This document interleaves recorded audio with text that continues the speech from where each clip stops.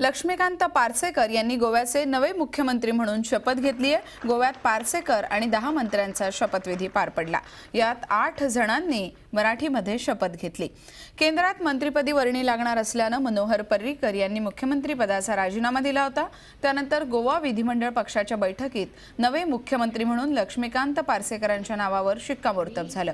पार्सेकरांचं नाव मावळते मुख्यमंत्री मनोहर पर्रीकर यांनी प्रस्तावित केलं आणि त्या नावाला उपमुख्यमंत्री फ्रान्सिस डिसूजा यांनी अनुमोदन दिलं। मी खरी श्रद्धा पंतप्रधान मोदीजी यांचा आशीर्वाद घेतलो। हांव परवा बीन येऊ शकतलो।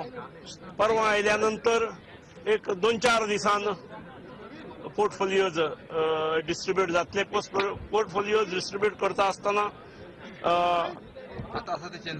जे मनोहर बाब पर्रीकर केंद्रात मंत्री जातले तांकां हांवें येवचो असो आग्रह आसा।